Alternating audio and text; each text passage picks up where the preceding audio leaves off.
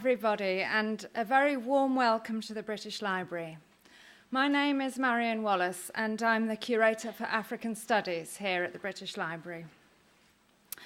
So, first of all, I'd like to say that we are truly delighted to be hosting this event with Professor Wole Soyinka tonight. We're honoured to have you with us. Before handing you over to the people you really want to hear from, I'd like to briefly mention two things about the British Library's collections and activities. The first is that, as you may or may not know, the British Library has extensive collections of African literature. We have Professor Soyinka's works, and we have, beyond that, we have big collections of published books, novels, poetry, drama, literary criticism, in English, in African languages, in French and Portuguese, and we also have large numbers of relevant sound recordings. These collections belong, of course, to you, the public, and you are welcome to come and use them. Just one word about that: if you don't have a reader pass, you'll need to get one first. Just have a look at our website. Secondly, just to let you know that we're currently preparing a major exhibition on West Africa. We'll be focusing on the power of the word in its many manifestations: Arabic manuscripts, symbolic systems, oral literatures, modern creative writing, to name a few. And we'll be telling stories from across West Africa. The exhibition opens in October 2015 and runs until February 2016. We invite you all to put the date in your calendars. Word about mobiles, if you could make sure the sound's turned off, please. And Twitter handles, for those who know about such things, are on the slide. Finally, I'd like to give a big thanks to everyone who made this event possible, particularly our partners, the Royal African Society. I now hand you over to their director, Richard Dowden. Thank you very much, Marion, and welcome to the British Library and this wonderful event to celebrate Wole Soyinka's 80th year. My name is Richard Dowden, and as Marion said, I'm Director of the Royal African Society. Just briefly what we do, we see ourselves as the big tent for Africa. We have an academic base with African Affairs, our academic journal, and our aim is to get a better understanding of Africa in Britain and the world. We have a huge meetings program, something like 70 meetings a year, and we work in Parliament as well to make sure all those MPs and ministries are well informed about Africa. We administer the Africa All Party Group. We also work with business, because business is now moving into Africa with the African economies booming, so we try and make sure that they know where they're going and what they're doing and how they should behave when they get there. So we run quite a big program for businesses. And we try and get all this out on globally on our websites, the Royal African Society website, but also African Arguments, which is a debating website discussing and analysing the current issues. And also we list all the events that are happening on Africa in London and even broader than that on Gateway to Africa. So those are our three websites. We also worked on a programme engaging the diaspora to make sure that the Africans in Britain, their voice is heard on African matters. And our two big fun events are Film Africa, which we hold in November, about 70 films over 10 days, look out for it, and the book festival, African Rights, which is, this is its opening meeting, though the main event won't happen until July. But it is London's biggest festival on African writing. And this year, we have and it'll be held in July, on July 11-13, and we'll have the Caine Prize shortlisted writers, Africa in Translation, Poetry in Emotion, which is a symposium exploring the works of African poets, including Wangui Wagoro, Vusi Mchunu, and Gabriel Okunji, and many others, and also a session Reclaiming the Feminine Voice, which is a poetry evening featuring an all-female group of poets, including the Wosan Shire, Belinda Zawi, Ribka Sibatu, and Chinwe Azubuike. Our headline event will be with Ama Ata Aidu, the leading Ghanaian author, poet, playwright, academic, and former Minister of Education, who's written many books. So that'll be the big event, and it will all be held here. And there'll be a book fair for children here and workshops, family activities. So do join up if you're not already a member, and so you can follow all this on our website. Now, to the main event. My job is simply to introduce the chair tonight, Margaret Busby, who I'm sure most of you, all of you know. I asked her if she minded being called the godmother of African literature in the UK, and I got the impression she didn't like that very much, but she's very modest. I would say she was the fairy godmother of it, because wherever there is a literary event, Margaret's always at the heart of it, and she's on the board of all the awards, and started her own publishing company, Allison and Busby, back in the 1960s, and it's still going strong. So thank you for coming, and Margaret, take it from there. Thank you, Richard. Thank you.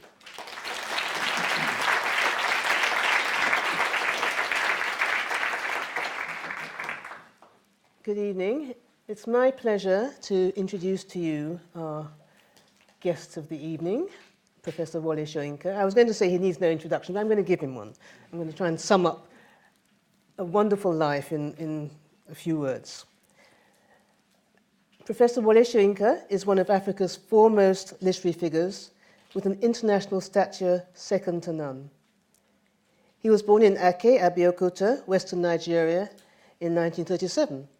So this evening is part of an ongoing celebration of his 80th birthday, which will be in a couple of months' time, unbelievably. He was educated in Nigeria, including at the University of Ibadan, and in the UK, where he gained a degree in English literature at the University of Leeds. He began writing plays in the 1950s. His plays from that decade include The Invention, The Swamp Dwellers, The Lion and the Jewel. And he spent some time working as a script reader at the Royal Court Theatre in London, where his first play was staged in 1957, I believe. Correct me if I'm wrong with anything I say. Probably all right. Before returning to Nigeria to study African drama and subsequently becoming a university lecturer. Wole Soyinka has played an active role in Nigeria's turbulent political history, spending nearly 2 years imprisoned in solitary confinement, recounted in his 1971 book, The Man Died, Prison Notes. His criticism of Nigerian governments has often exposed him to great personal risk and resulted in periods of voluntary exile abroad. Apart from plays, he has published novels, The Interpreters in 1964, Season of Anomie in 1972, memoirs, notably Ake, The Years of Childhood in 1981. I can't believe I had the audacity to abridge Ake for Radio 4 20 years ago. Anyway, and most recently, I think, your memoir, You Must Set Forth at Dawn, in 2006, as well as many significant collections of essays, such as Arts, Dialogue and Outrage in 1988, and poetry, including Mandela's Earth in 1988 too. And his work has won international acclaim for its deployment of rich poetic language steeped in European mythology and the Yoruba spiritual traditions of West Africa. A playwright, poet, novelist, essayist, memoirist, editor, and much else, filmmaker, songwriter, translator, actor. Rainmaker. Wole Soyinka in 1986 became the first African to win the Nobel Prize for Literature. Among many other awards and recognition he has been accorded, including several honorary doctorates, in 2005 the Lumina Foundation established the Wole Soyinka Prize for Literature in Africa, which is awarded every other year. Now that's a brief summary of a wonderful life. And I'm going to field a few questions to you, and I know you know there are some that are going to come up, but I'm going to start from the beginning. Ake, your childhood memoir, is notably very revered. It's a classic of autobiography. Now, what led you to write that book about your first 11 years, I believe? I never set out deliberately to write Ake. I was on my way to something else. I wanted to capture a certain period, a very special, very rare period, which was disappearing. And this was that colonial period, which everybody politically wants to get rid of, but which was very rich in so many ways, a kind of transitional atmosphere. And I felt it was disappearing, and I felt a need to capture it. And I wanted to capture it through a biography of my uncle, the Reverend I.O. Ransom Kuti. In other words, Fela Anikulapo's father. And then when I came back from studying abroad, I met him, we spoke, and he'd agreed that we'd work together on this. And then he died on me. So I just shelved it. So that's it. And then one day just came back to me, that whole period, and also this sort of mental composition I'd already done, rudimentary writing, which I'd done in my head, not one word, on paper. And so I had to write it, and that's how Ake happened. I never really set out to do it. Well, in that book, you give your parents nicknames. Wild Christian, your mother, and Essay, your father. How did that come about, or what does that mean to you? Well, the Essay one was filial enough. It wasn't quite as... I was surprised when people say, how could you possibly give your mother Wild Christian? But then they didn't know her. Essay was what my childhood hearing, made out of the initials of my father, which was S.A. And so when his friends came along, Essay, Essay, Essay, and so he became Essay in my mind. And he was a school teacher and a bit of an intellectual, and I saw him as a kind of embodiment of an elegant, well-composed, well-written, well-thought-out essay.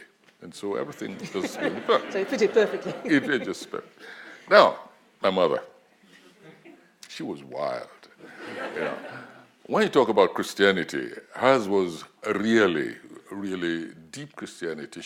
She believed that everything that she did was the work of God, the instruction of God. She poured water in a glass, and a bit spilled over, and she would look and say, my hands are no longer as steady as they were. That's a punishment of God for something. And since I wasn't that much of a Christian, and she did her best to convert me, she beat the living shit out of me. She was wild. She clobbered me and decided that I was going the way of the devil, and she was going to bring me back by hook or crook. And so I said, this woman is wild. And so I call her Wild Christian.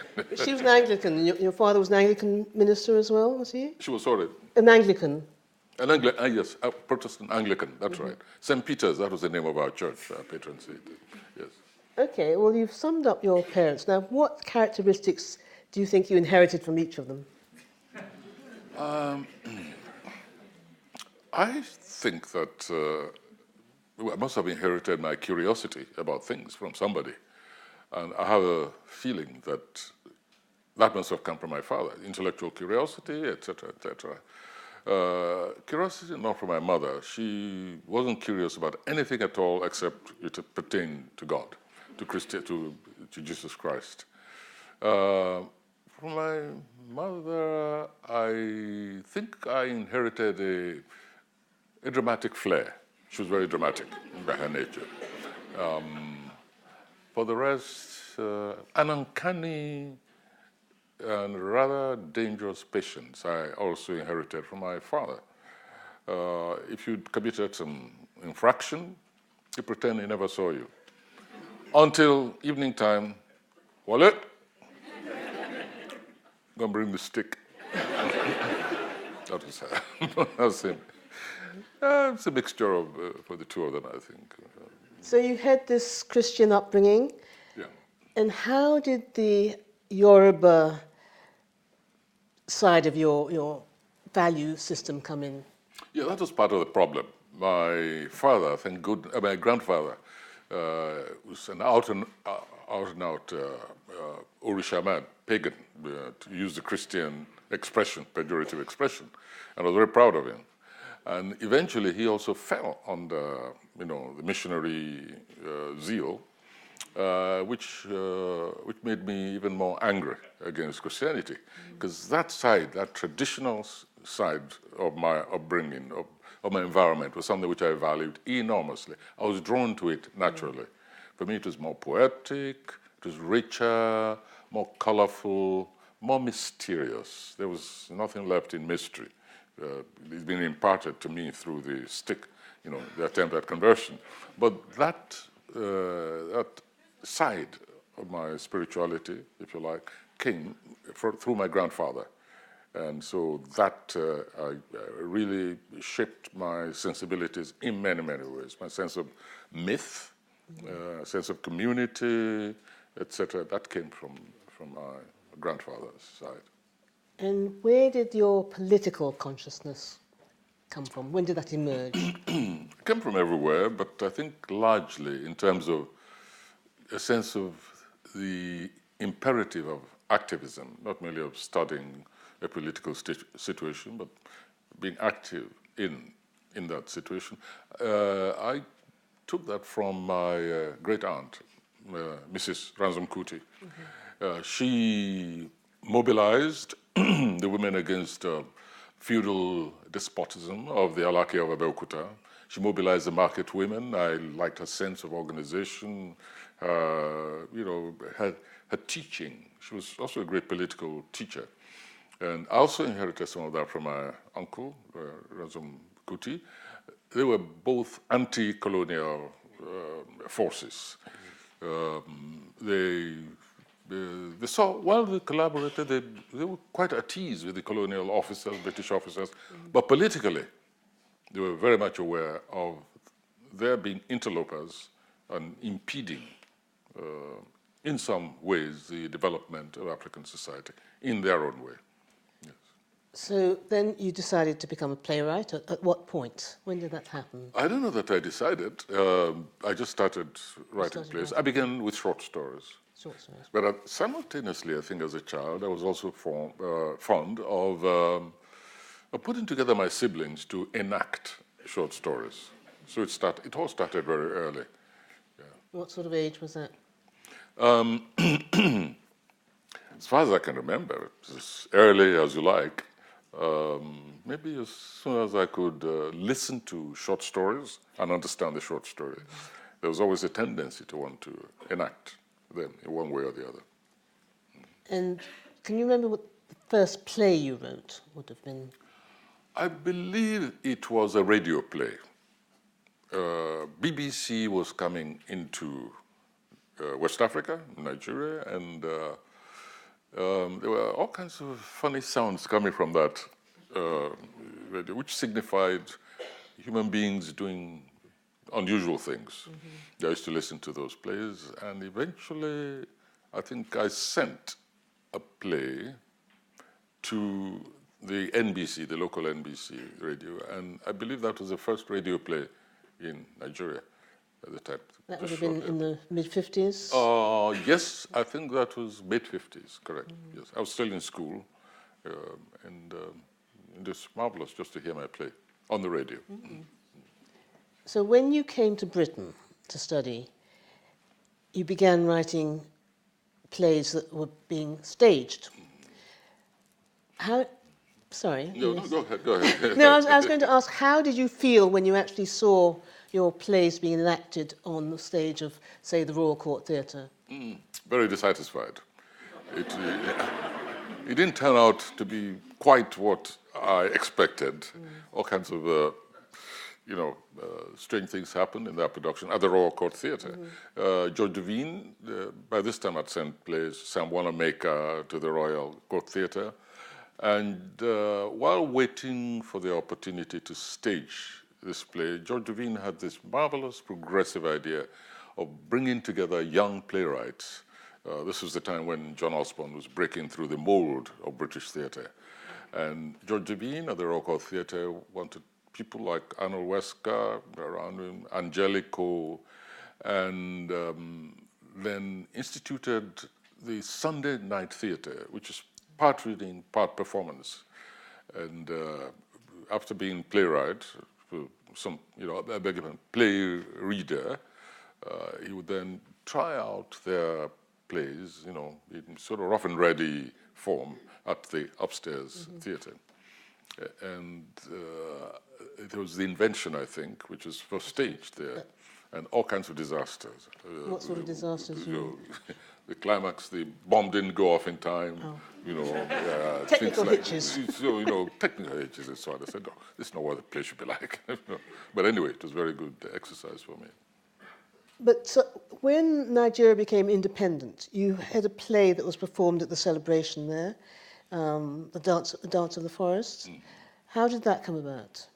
Well, there was a competition, I remember, organized by Encounter magazine. I think this was done for every country that was just becoming independent. And I sent in the play to the judges, and it was accepted for the Nigerian independence play.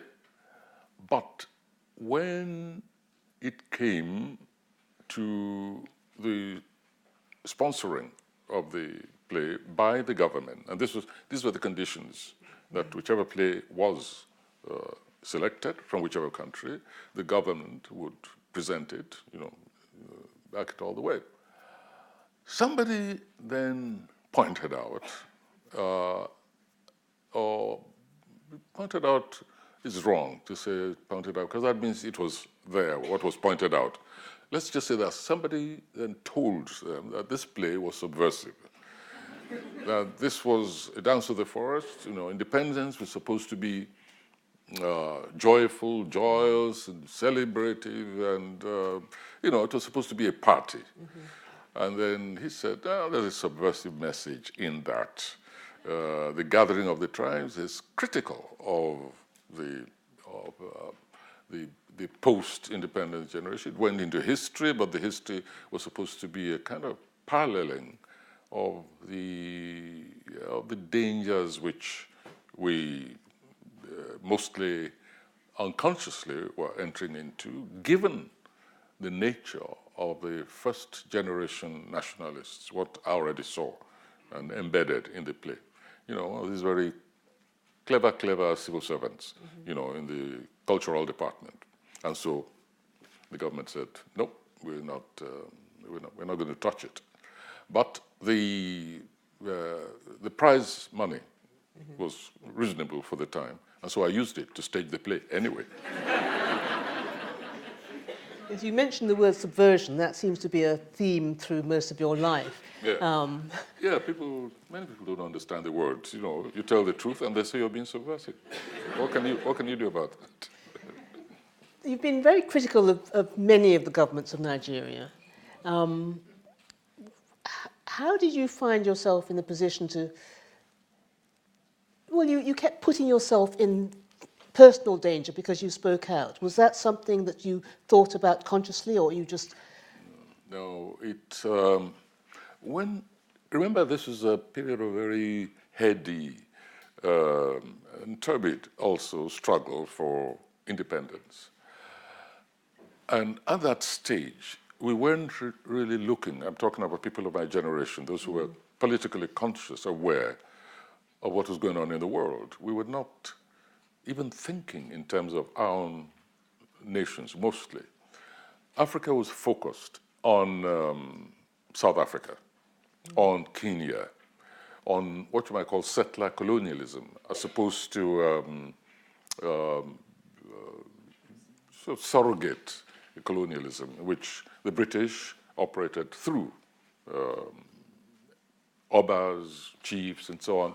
so you didn't really feel you were being robbed in a very visceral way, as in the case of the Rhodesias, South Africa, where the racism became for us a personal rebuke, a race, an act of racial disdain. And we felt that our mission, our destiny in life was to go down and liberate Southern Africa. So the mental preparation and other forms of self-preparation was in the direction of Southern Africa, which we were waiting eagerly the day the whole of Africa would go down and liberate Southern Africa. And then we began to encounter the first generation leaders of our nation. And we saw that they were more concerned with liberating, occupying the shoes of the chairs of the departing colonial powers, that they would come to England ostensibly to hold meetings, serious meetings, and we saw that they were more interested in just having a very good time. So we turned our gaze inwards and said, listen, we better liberate the home front before we go down to South Africa. That's how I became involved in internal politics of Nigeria. You say we, but quite often you're acting in a very individual way. Well, let's say I felt things a bit more deeply than some of my colleagues, far more deeply. Yeah. I'm thinking, for example, of the time when you famously, held up a radio station? Listen.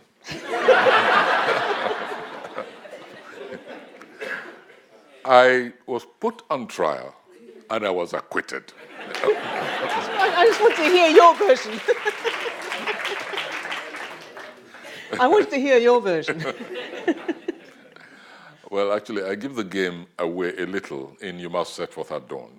I felt sufficient number of years had passed for me to give a hint of what may have happened at the time. You're something of an action man, actually, in a lot of ways. I mean, there are other occasions where you got yourself into scrapes. What would you say, do you see your writing as inextricably linked with your political activity? I would say so, because most of my writing has political coloration. But then I don't set out deliberately always to write political plays. And there are plays of mine which are not political, which are mythological, historical, in which I actually try to replicate what happened historically, sticking as much to the facts as possible, taking only dramaturgical licenses, not political, not being motivated by making a political statement or anything of the sort. I believe that there's so much tumult in life that, and also at the same time, there's quite a lot of beauty in life that one also wants to transmit in one's own words. You've written in many different forms. Is there one particular form that you feel closest to? I expect you to say plays, but I mean, you've written poetry, as I've said, you've written essays, you've written novels, other fiction. Which is the genre that you feel? You're absolutely right. Plays. I like not just writing the plays, envisaging it as it would be on the stage, on the boards. What about your acting ambitions? Oh, I never had any. If you saw me on stage acting at any time, circumstances caused. Either somebody has dropped out at the last moment. I'm directing a play, perhaps somebody's dropped out, or more likely I've thrown somebody out. And then I can't find a replacement in time, so I have a moral obligation to step on stage or before the camera.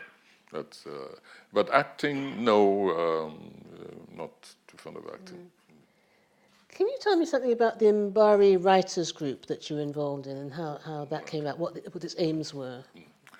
I came back and I was anxious. I mean, I'd interacted with the theatre here. I'd seen cafe theatre. Remember, it was during that period where what is that? That group called themselves, I don't think John Osborne was one of them. It was during that period you saw the birth of the equivalent, if you like, of street theatre. It's cafe theatre. Somewhere in Soho there was this this cafe theatre, which eventually led to this magazine, Irreverent magazine, whose first name I cannot remember. Anyway, I saw both at the Royal Court Theatre and in that cafe theatre setting, I saw the marvelous projects coming out through the interaction of artists, musicians, designers, playwrights, and so on and so forth. So when I went back, before I even got back, I'd envisaged the creation of something similar. And I began looking for premises. In fact, the name that I gave it at the time was something, The Tall Mind. The Tall Mind. It's just a whimsical name. Then came this Austrian wanderer called Uli Bayer and his wife, an artist called Susan Wenger, who came to Nigeria and were smitten completely by Yoruba culture. And Uli wanted to start something along those lines. Uli traveled out, came back, and said that he'd found a foundation who could assist in this, and that if I could get some artists, writers, creative people together, that he felt he could get us the money. I said, don't you worry about that. It's there. It's all ready. It's just awaiting money. And the ability just to pay rent and pay token fees to some artists. And that's how the Mbari came about. Gathered the artists, Mabel Shegun, Chinua Achebe, J.P. Clark, and Debasun Woko, the artist, the designer. And it began to hold workshops, and we had a bar, and there was a Lebanese restaurant, just a very important part. And so it became a community of artists, experimenting, branching off in different ways. And eventually, Duro Ladipo, I think, came from Osogbo, saw what was happening. In fact, he was invited to take part in a dramatic repertory and brought this marvelous music tragedy of his, Oba Koso, which later toured the world. And he went back to Osogbo and set up a similar club, which he called Mbari Mbayo, after he made a pun on Mbari, and that was the first branch of Mbari outside Ibadan. How long did that last, the Mbari venture? It lasted virtually till the Civil War, and struggled on fitfully, tried to keep on its feet after that, but it was never the same again after the Civil War. You mentioned the Civil War. How did that impact on your life personally? It impacted, first of all, in the sense of a loss of an artistic community, basically. We all scattered in different directions. The Biafrans went their own way. Some left for, other countries. My friends, colleagues were on the other side.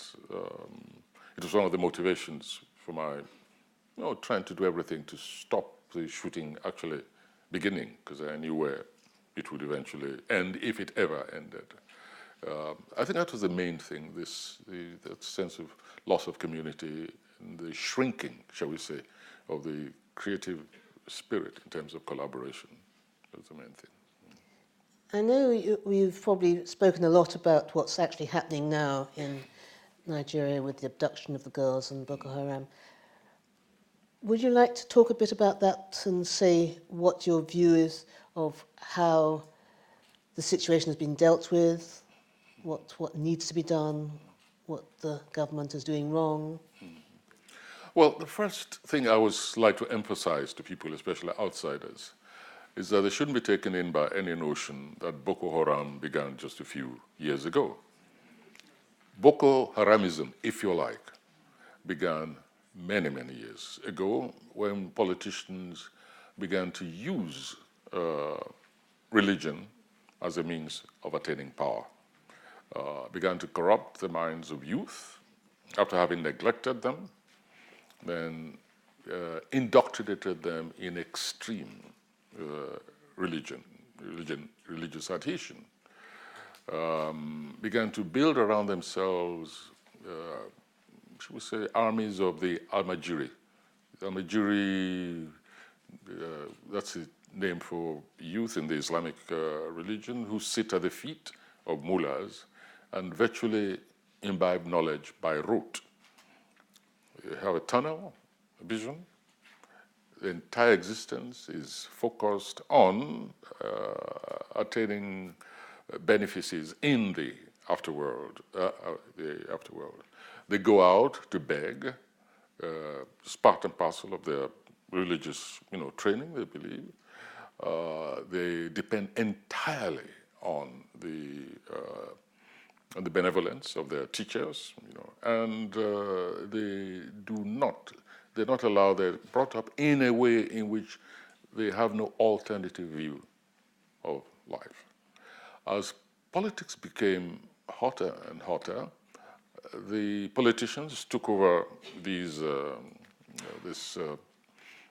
shall we say, homeless armies, and began to twist their minds even further. They virtually told them, your enemies are non-Muslims, and they are to be treated as spiritual enemies, in fact.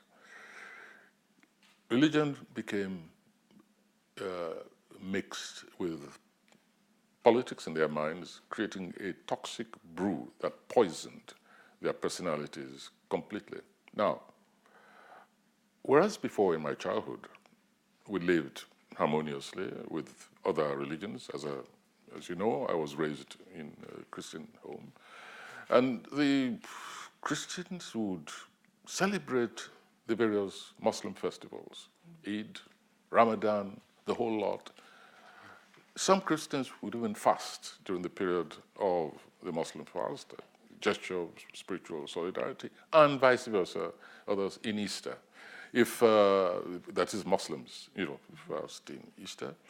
If they didn't receive, let's say, a piece of turkey or pudding, it was sent to the other. What's wrong? Similarly, the Christians, if they didn't receive their hunch of the slaughtered ram, would say, wait a minute, we cooked the rice, where's the meat? Yeah, this is the way we related. And then one saw this just degenerate, a separation which grew wider and wider and wider, a gulf of hostility in which people would tell their children, don't go and play over there. Although there was always a little bit of that. They are non-Christians, don't go and play with them. The others would say, watch these Christians and so on. But it was on that very trivial level in which even people with that notion, we rebuked. There'd be other Muslims who rebuke the extreme Muslims. There'd be also correctives from the Christian side. It was not hostile. It certainly did not result in, homicidal tendencies. And then gradually we watched this degenerate until you'd find attacks, let us say, on Christians during the Corpus Christi marching down the streets and so on. Then as the political divide stiffened and militant Islam began to overtake the world. You can date that from any time you want, but I know that the development of real violent religionism was not detached completely from what was happening in other parts of the world. The period of Ayatollah Khomeini, who felt that he had the power of life and death over anybody, especially writers. That kind of thing becomes infectious. People became surrogate Ayatollahs in their little religious ponds. And then, with the evolution of Al-Qaeda, training outside became commonplace. And the culture of impunity became rampant. In other words, you could have your head cut off, your throat cut, simply because you are suspected to have insulted Islam one way or the other. We had numerous cases like that. In even Muslim areas. You have the Sabongari for pagans like myself. You know, in Sabongari, you can do what you want. It's recognized as a place of strangers. And strangers are welcome even in solidly Muslim areas. Then the division got wider and wider. Is there a reason that the division got wider? The division between Christians and... Is there a reason for that? Politics, mostly, and also mimicry. You know, everybody likes to mimic power wherever it's being exercised elsewhere. It becomes a question of, wait a minute, why are they killing people over there? And we are not killing people here. I mean, it's as crude, I'm afraid. It's as crude as that sense of you must dominate the other side. You must show that your religion, you know, has authority over every other kind of religion. And that if you did not, and then the interpretation of scriptures to conform with your lust for power over others. Very selective, you know, you must do this, you must do that, you must treat the other side like eternal enemies. Instead of leaving the other side to be dealt with by your God, when you all get to the other side, you wanted to administer that punishment. It's a very crude form of power mentality. Unfortunately, I'm afraid power, a sense of crave for domination rules much of human relations. You know, I don't know how that started. Maybe anthropologists can tell us, but I find that that sense of power is inculcated in most human beings. All right. So then, impunity, people could riot, cut throats, destroy, even invade the capital, destroy, kill, and go away. Not one single prosecution, not one single. A school teacher who's invigilating a class in religious knowledge, that is study of all religions, can be and was, not just once, set upon by her pupils. You know, this particular instance, very gruesome. And she just said, you're cheating. You're looking into your scriptures, bring that over here. And she puts it aside. And they run home and say, she's insulted the Quran. In the meantime, the others started beating her, stripping her, put a tie over her neck. She runs into the principal's house for protection, pushes her out. This woman is dismembered openly. We do not hear of any punishment being admitted. I don't know how many cases I can cite. I just don't know how many. So society became deteriorated into one of arbitrary death, arbitrary lynching on religious grounds, real or imagined offenses. But the government refused to take action to show that only one law applies to the entire nation. Now, this is where Boko Haramism began. It didn't begin when a governor in a secular state declared his state a theocratic state in the midst of a multiple religious society. Yes, these were defining moments, but Boko Haramism, that culture of impunity on religious grounds, where, for instance, a legislator, in fact, he began with as a governor, could indulge in trans-border pedophilia, be a member of a lawmaking assembly later after he left office as a governor, declare a fatwa, a call to murder, a killing fatwa without consequences, then himself be guilty of importing underage girls from another country, a Muslim country, Egypt, and have the nerve to say, I can do what I want because my religion permits it. The point is the Constitution and the law do not permit it. And he gets away with it, and you have numerous cases like that. So the mentality of a certain section of the country was guided towards a kind of supremacy over the rest. And so when the politicians built on this, used this, brainwashed Nigeria, and of course, this became connected with international fundamentalism, militant and killing fundamentalism. These Almajiri were being sent to Somalia to be trained by Al-Shabaab. Some of them went to Afghanistan for training. Some went to Mauritania. The country became divided. And this is when they grew bold enough that these extremists to actually call themselves and act to dismiss any other structure of knowledge, structure of human relationships, community, etc., which did not conform to theirs. But we now have a situation which is a critical change, because those who were trained to commit mayhem eventually turned against their mentors. As you had one Sharia state after another, until you had 9 Sharia states altogether, with this unwashed army, which was prepared to do anything, any bidding of their masters. As they went for training, they became more and more radicalized. And then they came home and were telling their mentors, "You are not Sharia enough. You deserve to die." This is when the killing, what people call indiscriminate killing began. But it was not indiscriminate. It's that they now saw even their mentors as sinners worse than the non-fundamentalists. That is the situation we're in today. Law had broken down. Law was disdained. If a legislator can say, "I'm not bound by your laws. I can kill, I can rape, I can do what?" And is sitting and earning a salary in the very house, making the laws, which he then says, "Do not apply to me." Of course, his followers take their example from him and then say, "We'll go even further."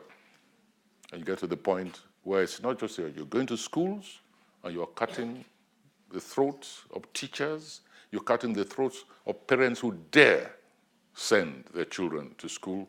You now say, wait a minute, what about those schools? Don't let's just kill them, let's abduct them and go and sell them as slaves. That is what is happening today.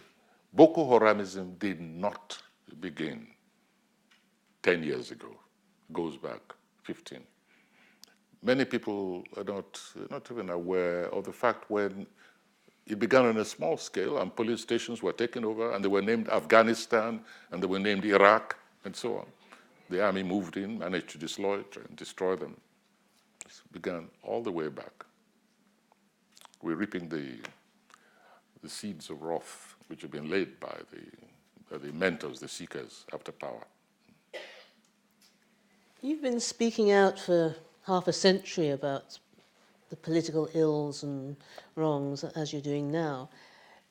Do you see any successes? What are the successes you see in the campaigns you've been involved with over those decades? Well, I don't know that one can even talk about success. The important thing is to curb it, to make the phenomenon manageable. We should never have allowed it to reach the level it has now. It's a level of defiance, of contempt for the rest of society. You saw the latest leader of Boko Haram boasting about abducting children, saying we're going to sell them as wives and concubines. We should never have arrived at this point. We had a head of state, for instance, when the first governor declared his state a theocratic state. That was an opportunity missed. In fact, I hold such people responsible for failing to say to them, listen, this is some people don't like to hear secular state, so let's say multi-religious state. But that one thing binds everybody, and that's the Constitution. Those are the protocols by which we've all agreed to live together. And either you accept that, or you're treated as a pariah of state. Instead, that particular head of state, he was so busy, very determined, desperate to earn a third unconstitutional third term in office. So he began to woo those Sharia states, the governors over there, so that they can back a change in constitution. That is the reality which many people are running away from. That neglect, deliberate neglect encouragement of impunity for small, selfish political ends. It is what made this Boko Haram, balloon, this menace balloon, to a condition that we're now asking for international help. Oh, I hope we are, because we cannot handle it alone anymore. Is this something you're going to be writing about? Writing about, at this point, when things reach a certain stage where your daughters are being abducted, you just have to concentrate on a means of getting them back, and seeing that those who dared to inflict this anomaly on the state are caught and punished. Then simultaneously, however, you should start planning for the future, the rehabilitation, not merely of the brainwashed, hundreds and thousands, working out educational systems which will ensure that they never again get their minds poisoned. You should start planning what you do for these girls after they've been rescued, because they're going through a trauma at the moment which is unimaginable and which we know will affect them for the rest of their lives. So those are the priorities right now. Later on, we might get around to writing about it.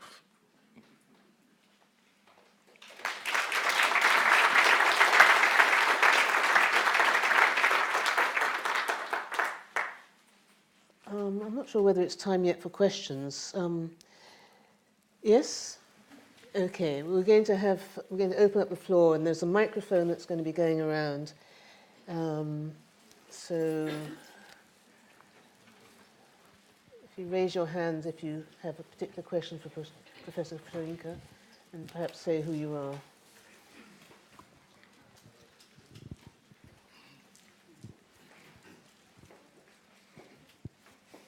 This one there.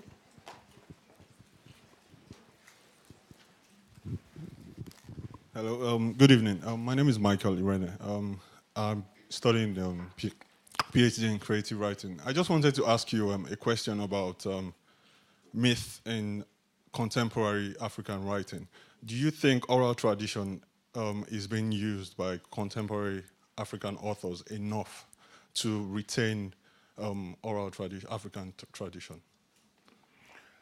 There's no question at all in my mind of the natural cohabitation of oral literature and written literature. First of all, in many cases, the oral gets transcribed. And at that point, what does it become? Then technology, radio, video, etc., has ensured that this line of creativity is preserved, and preserved in the closest form that you can have next to performance of oral literature, whether the epics or Ijala, for instance, in Yoruba, the poetry, which is used in a contemporary way. During political upheaval, as you know very well, the oral tradition comes into play from the traditional artists very effectively, perhaps even more so than the written form.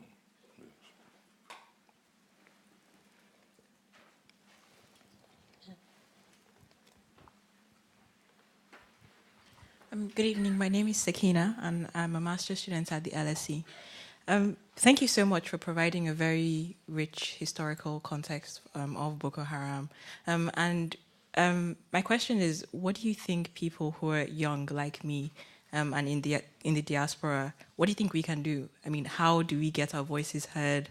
How angry really should we be about this, and really how can we make a change in our countries? Well,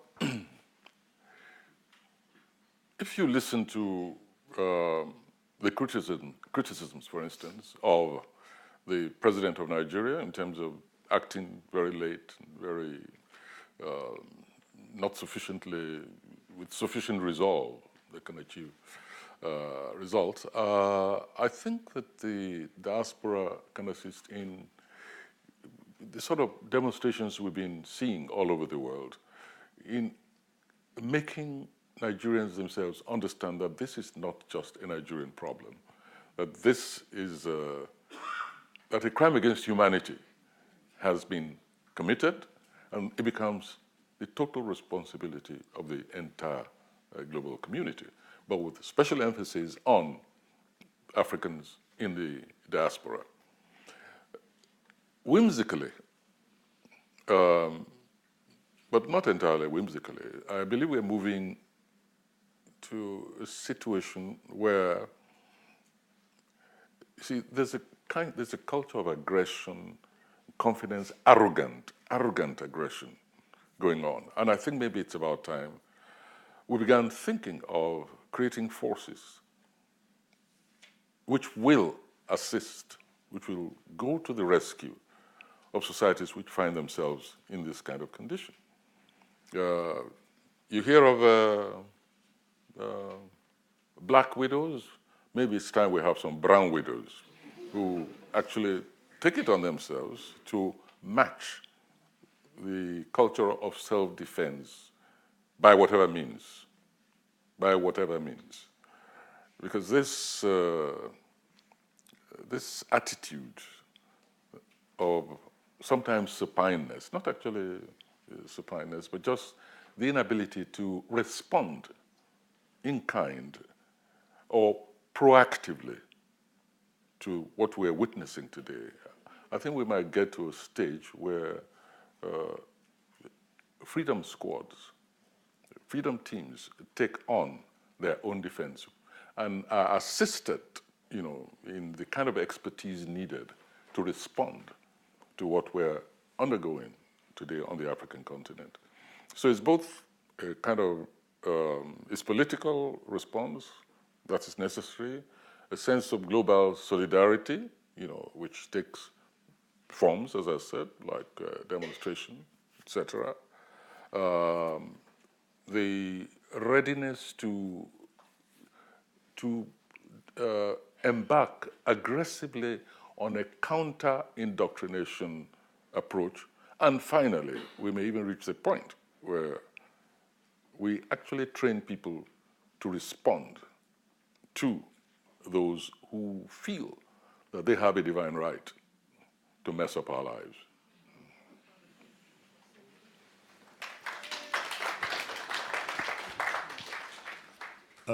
Mutala Toure is my name.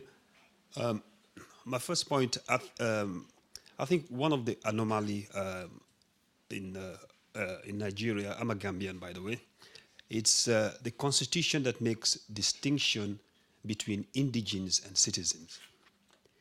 A Nigerian citizen can be a foreigner, so to speak, if he's not an indigene of a particular state.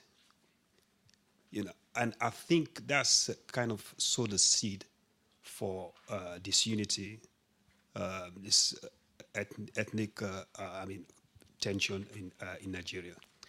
And the second question is, how does a Wole Soyinka day look like? Do you have a set routine? For... You say that I'm... So... Yeah, for an 80-year-old man, I think you look very good.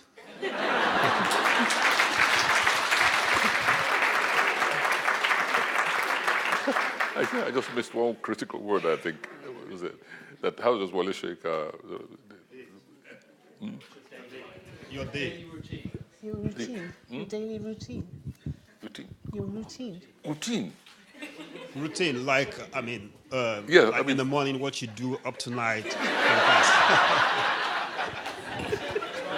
Well, I got mixed up because I thought we were talking about indigenes and citizens. The next moment is what you say. First of all, I think we need a constitution which, if you really want to be one nation, then without losing your culture, without losing, I'm talking about indigenes now, without losing their culture, without trying to create a kind of synthetic national culture, identifying yourself, being proud of what you are as an indigene, you should also have, as an indigene of a national space, or as a crossover, you want to nationalize, become a citizen, obviously. Culturally, yes, one can lay emphasis on indigenes, but as a citizen, I think cultural culture becomes a little bit problematic to insert in a constitution. So once you are born in a place, or you migrate, you want to settle there, you become a citizen. And once you've nationalized, and you should be treated as such. There's also the problem of multiple citizenship, internal, in which, for instance, you find some states who say you are foreigners in this state, therefore you cannot hold a job. You cannot enjoy the scholarship in a state, even if your parents have been living there, have worked there, contributed, paid tax, and so on. For me, this is pernicious. Anyone who has settled somewhere, who's paying tax in that piece of real estate is entitled to the full citizen right of the totality. That's what I thought you were actually on the track towards. Now, routine. I have none. I have none because it's constantly being disrupted. My best laid plans always go awry sooner or later. Something crops up, as everybody knows, and the next, instead of flying southwards, I'm flying northwards. So I've given up. I'm at the mercy of everybody here because I was expected somewhere else, and here I am sitting here. You're all guilty. Good evening, sir. My name's Tokumba Koiki. This is such a honor and pleasure to be in your presence tonight. I just wanted to ask you, reading your autobiography, Ake, it's so richly vivid, and there's a particular scene that actually stayed in my head when you were describing your auntie when she visited you and her love for moi moi lewe, and how you described the fact that she actually loved to eat the pads that are wrapped in the leaves. It actually made me go back to think about how I eat my moi moi, and like the next time I was eating one, I actually tried to imagine that thing. And to me, I just wanted to know, when you were writing it, were you back at home? And I mean, because obviously you were writing about your very early formative years, and I can barely remember my teenage years, let alone the first 11 years of my life. So it just really struck me, you know, the descriptions that you have in your book. And I just wanted to kind of get your thought process behind that. Thank you. Well, that's where the writing about K becomes very interesting, because when my uncle died, and I said, okay, I'll wait until I refocus my mind and imagination and recollection. That took a while. And actually, I wrote the first, because I wanted to write it now, since I wasn't writing about adult life, the politics of the period in an analytical way. I felt that the only approach I can have is to try and re-enter with vivid internal recollection from the point of view of a child, what that period really meant to me. And when I began, I was able to write the first 3 chapters, and then I lost it. It just disappeared. The mood which I felt I was re-seeing, reviewing things with the eyes which I had at the time, and it just disappeared. And I didn't go back to it for about 3 years.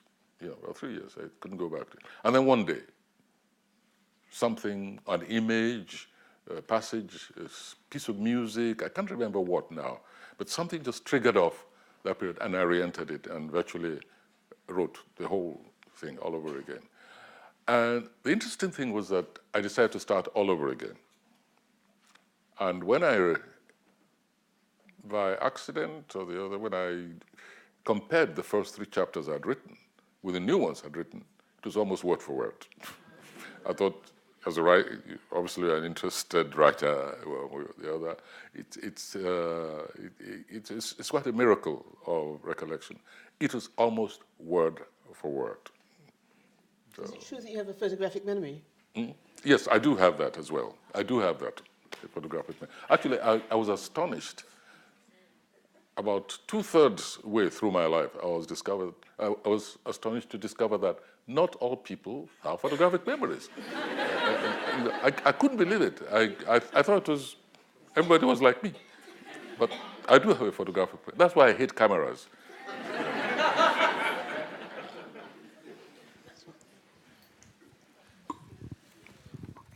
Hi, my name's Mavani Wanyeki. I am a Kenyan, and I work mainly in human rights. I'm just curious, you talked about what it felt like belonging to an artistic community at a given point in time before the Civil War. And we all know about your engagement with sort of the political... Sorry, I'm missing a lot of that. Could you put the camera? I have also some hearing problems. Am I talking too quietly? Or okay. You talked about what it felt like belonging to an artistic community, especially before the Civil War. And I guess we all know you've been involved in a political community since. I'm just wondering if you could share your reflections on the relationship and overlaps or distances between those two things, an artistic as opposed to an activist or political community. That's one. And then second, thinking of sort of the new wave of African writing that's come up and all the young, fabulous voices, not just from Nigeria, but across the continent.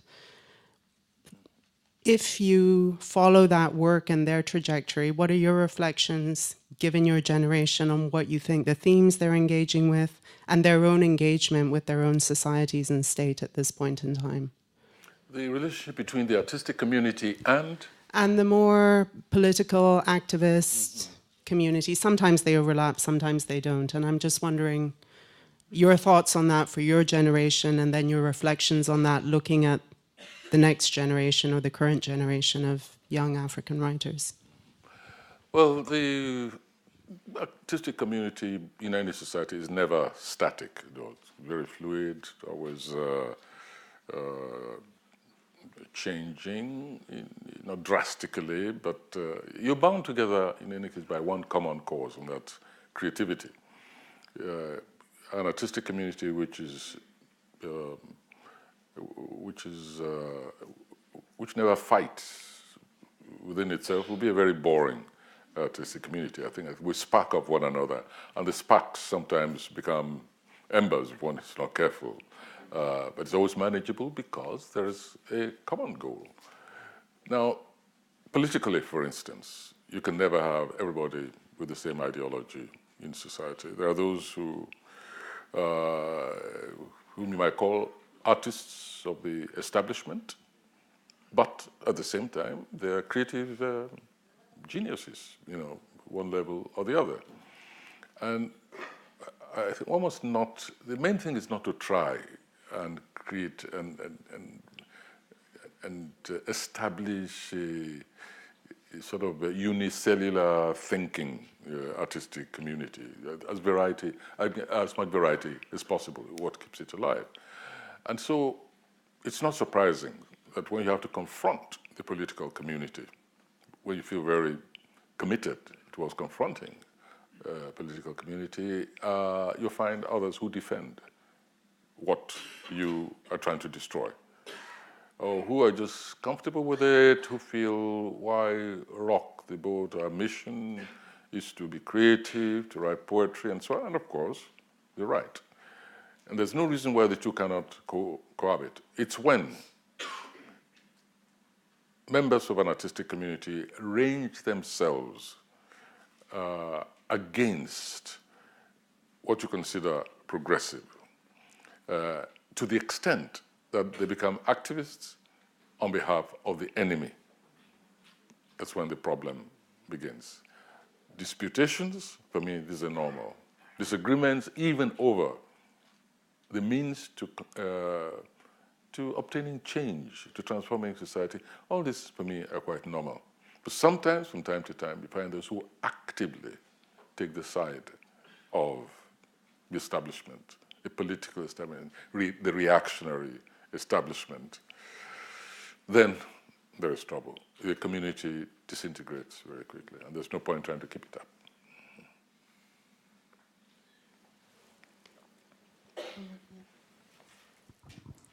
My name is Chibundu. Thank you for your work, sir, your talk, sir. I'm going to ask you about your afro. I, I don't know if you are aware, but there's a band called Soyinka's Fro. And just in general, your person in itself is iconic. Every roadside painter in Lagos has a portrait of your face to advertise their skill. And I wonder how you interact with this iconography of your person. Well,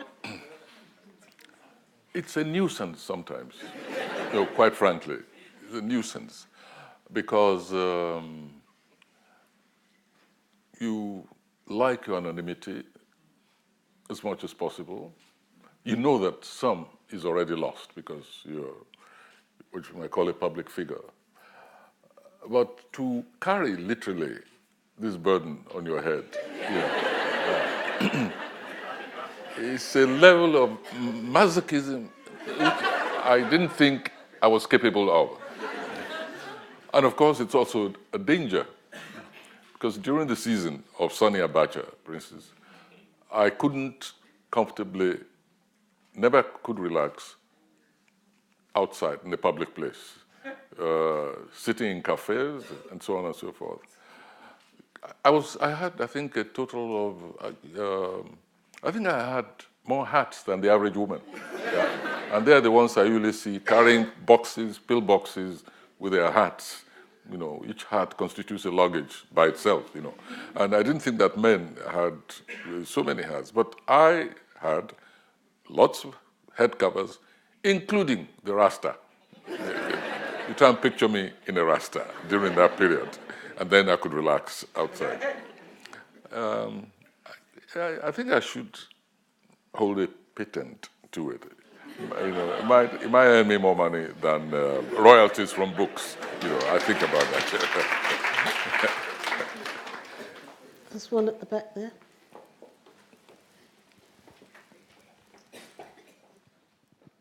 Thank you for your presence, sir. It's an honor to be speaking with you and everyone. I want to say that you provided a very rich, deep insight of what is happening back in Nigeria. As someone that spent 20 years of my life growing in that part of the country, I identify with everything you said. My question is, do you have anything planned, to make sure the Nigerian government sees this initiative now that the eyes of the world is on Nigeria? And plan like how you went with J.P. Clark and Chinua Achebe to Dodan Barracks on behalf of Mama Vatsa back then. And also, a second question is, what key advice will you give to someone who is a writer and is writing on basically historical fiction? Thank you. Let me take the second one first. Right. Prepare to collect your rejection slips, lock them up in a drawer, and continue to write and send out your manuscripts. Test them out on the literary pages of newspapers, literary magazines, and so on. Don't wait until you created the master, the definitive work before you try to see them. See your works in one form or the other in the public domain. Then also, don't feel, and now I'm talking personally about the way I work, don't feel frustrated or constrained by the fact that if that is the case, that you cannot sit from 8 a.m. in the morning to 2 p.m. in the afternoon or 8 p.m. at night, feeling that unless you work in a continuous and broken fashion, you will never be a writer. Sorry, you have to snatch whatever moments you have very often and just put things together. Write when inspiration comes. Write when you feel compelled to finish what you have begun, but don't force it at the same time. Don't force it. Those are the only advices I can give you. Now, the other one, you're thinking of the time when Chinua, that period when we could attempt collectively to influence the decisions or the policies of government. Yes, those times possible. I would have loved to see writers, for instance, the young writers, because the baton has been passed on to them. I would like to see them coming together to attempt to influence a situation like this. Our commitment was not a structured thing. We responded to critical moments, such as the life of people like Vatsa at the hands of the military at the time. I would like to see the young generation of writers taking the initiative and saying, no, we cannot stomach this anymore, and we're going to come out using whatever legitimate means we can to try and influence policy. I think by now we should stop looking in this direction for leadership. I think by now you should have produced your own leaders.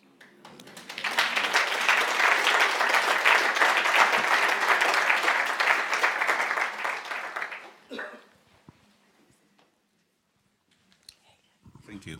Hello, sir. My name is Ade Awokoya, and I'm an aspiring writer. My simple question is, what gave you the inspiration to translate Fagunwa's Forest of a Thousand Demons into English? Inspiration. I've always loved first of all, the use of language of Fagunwa, Dio Fagunwa, the Yoruba novelist he's asking about, for those who don't know, and also the wildness of his imagination. So from school, I'd always said, one of these days, I would translate Fagunwa. And when I came back from studying abroad, and in addition, side by side with writing my own, I began to translate, to fulfill this. Ambition is the wrong word, just this desire, this passionate desire to make the works more accessible to other people. By the time I finished the first novel, Forest of a Thousand Demons, I realized that was the end of my mission. Because that man's Yoruba is just so tough. Finding equivalents in English for his Yoruba, it just took too much out of me. I said, I will never write my own work if I continue translating this man. So I put that particular plan of action aside. But since then, thank goodness, I've been able to find time to translate 2 more, I think. Yes, I believe so, yeah. I think I didn't translated others. But it was just wanting to get that work out. That's the main thing. Can I ask you, do you have plans for what you're going to do next? What your next book is going to be?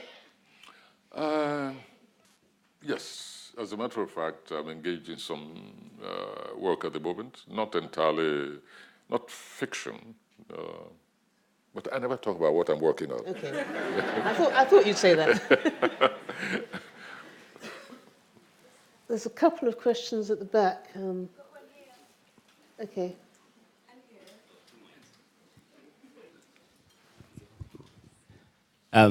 My name is Lukman Sanusi from Bubbles FM. I'd like to take us back to the political scenario in Nigeria. As you've mentioned earlier on, that there are various levels of impunity in Nigeria, including self-denial.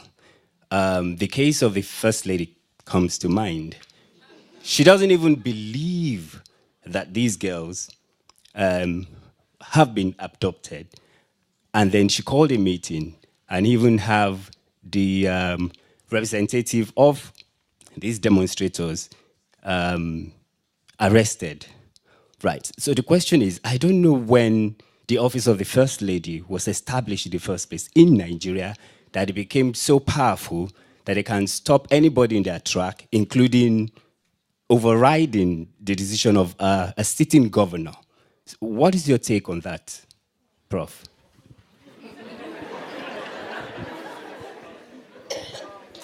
You're trying to draw me.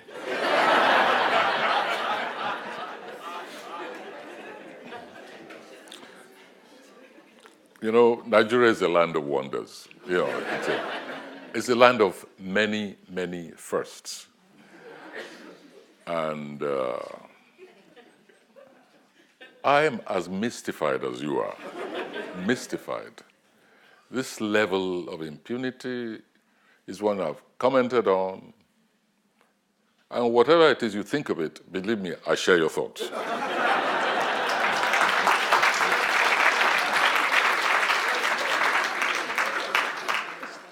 Three questions there. Can we keep the questions quite short so that we can get more in? Good evening, Professor Wole Soyinka. I just want to thank you for what you've shared with us tonight. My name is Akin Oyetade. I want to ask what your experience was working with Professor Akinwumi Ishola in the translation of your Ake to Yoruba. Because many people would have loved to read many of your great works in Yoruba. But he did this work with you, and I want to see what was your experience of doing that, linking it with what you said about working on Fagunwa's work. Thank you. Nope, I never worked with Akinshola on the translation. I know Akinshola, I know his works. You know, he's also a playwright, and he's written some poetry as well in Yoruba.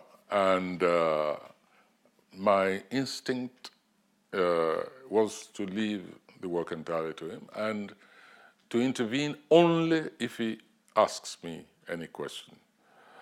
And it's interesting that when he was asked the question, what was it like translating such a play as Death and the King's Horseman, this critical interest, literary interest, I think. And he said it was no sweat at all. He said what he did was to translate back into Yoruba a work which I had thought in Yoruba.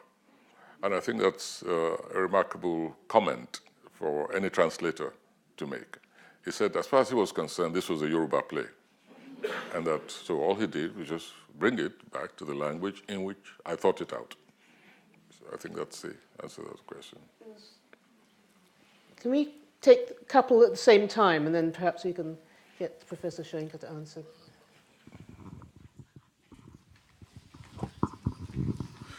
Good evening, sir. Happy birthday in advance. My name is Peter Dovan. I live and reside in the UK. I've got two questions, quick questions for you, sir. The first one is, in today's world of technology, in today's world of Facebook, Twitter, how best do you think we can preserve the African history? Sorry, I'm losing you. I'm losing you. Okay. My question is, in today's world of technology and the generational trend in events around us, how best do you think we can preserve the African history, which you've actually mentioned today about its richness? How best do you think we can preserve it for the coming generation and to educate other ethnicities around the world about how rich the African culture is? And secondly, someone mentioned about your afro. I remember your picture in your book, Trials of Brother Jero. It hasn't changed. It was dark in the picture of Trials of Brother Jero, but it's a bit gray now, which is understandable. But what led to this identity you've created for yourself over the years? What have you done, or what motivated you to keep this identity over God knows how many years now? Thank you. Over the last bit. What was the last phrase? The last bit. The last few words. Over 20 years, 30, 50 years now. Can we have the question next to you first, and then we can perhaps... Is that me? Good evening, sir. My name is Evangelist Alex. And the question I want to ask is, obviously, you're a great writer around the world, and you've got a lot of readers and audiences, but I want to know how you actually felt when you first had your first publishing deal. Because I'm a man that's been writing for a long time, and I send my manuscripts out to publishers, and I haven't seemed to have got anywhere, but I'm not giving up. but when I look at someone like you, it motivates me. So I just want to know, because I know one day I'm going to get a publishing deal myself. You should be winding up very soon. And secondly, I can't keep these questions in my head. Can we just allow Professor to answer those, because we have to wind up in a second. and secondly, the question I want to ask Dr. I think we'll take the questions we have already, and we'll leave that one to later. Okay, please. You can't ask too many questions. I will forget the first ones by the time I. Yes. Okay. I think we should go ahead. Let me deal with ones I remember. History. How do we teach others? How do we spread the word, shall we say, the history of and the culture, presumably, African heritage, etc. Well, first of all, history also can be transmitted through fiction, as you know, using the material of history in theater, in film especially, in film. And by film, I'm not talking about that 1, 2, 3, 4, 5, that 9-letter word, which I find very difficult to utter. It begins with an N, but real serious imaginative films which utilizes material. And through paintings, plastic arts, you can study a lot of history through the sculptures of any people, the paintings, and so on, through their artistic work, their music, encouraging all of that. Now, how do you preserve the character of Brother Jiro? Brother Jiro is constantly evolving. Brother Jiro of the 60s is not the Jiro of today. Brother Jiro today has private jets. Doesn't travel like the rest of you, the rest of us. No. Has built universities, clogs up the expressway between Ibadan and something every Friday and every religious day. Reduces everything to a crawl. Runs businesses all over the place. Is received like royalty in some other countries where, Brother Jiro, I think, has an empire in London. And occasionally, Brother Jiro gets jailed, thank goodness. So he's become part and parcel of life. Then the third question, that the first one the gentleman asked, what was it now? You see, that's what comes of asking too many questions at a time. Technology and technology. Preserving. I forgot. What was the first question again? Oh yeah, remind us. After this, I think we just take 2 more, because we said we'd finish in time. I know what I want to just ask. quickly sum that up. We'll have one more question. That'll be Good evening, sir. Yes. Professor Wole Soyinka, the question I want to ask is because, like, as an evangelist, I'm a man that's written loads of manuscripts, and I send my work to various publishers, but I don't seem to be getting anywhere. So the question I wanted to ask you was, as the great writer that you are, with audiences around the world and readers, I wanted to know how you felt, or how did you get your first publishing deal? I remember. Okay. Okay. The second question I wanted to ask, sir. I think that's enough. Shall we deal with that one? Thank you. Let me deal with that one. Oh yeah. Let's move. Oh yeah. First, the reaction, my response to holding the first published book in my hand was like the taste of a wine you've never encountered before. It's as rich as that. It's just something marvelous in holding in your hand, no matter how, it was a slim volume, but that somebody had taken it on, presented it between book covers, and taken the trouble to actually launch it, invite people to come and share that particular moment, marvelous moment. Now, script. I said earlier, you must be prepared to collect your rejection slips. There's no other way than to feel committed that despite setbacks, you want to continue to express that there's something inside you that you want to express. Obviously, it can be discouraging that you get your rejection slip, especially if it's followed by another. Some people solve it by self-publishing, but then you have to have some money in your pocket because they charge you for it. There's just no other way. If it's a play, you can gather some friends around and read the manuscript, read the text, and just listening to it. In fact, this applies not just to plays, it applies even to prose or poetry. And just hearing it and watching people's reaction, it can teach you quite a lot, because writing is not a finished business, ever. It's a continuing process. And just participating in something you believe in, for me, is already half fulfillment. The remaining half comes, as I said before, when you get that sip of wine, which is equivalent to a new publication in your hand. After a while, of course, you can get blasé, but that first publication, believe you me, it's purity.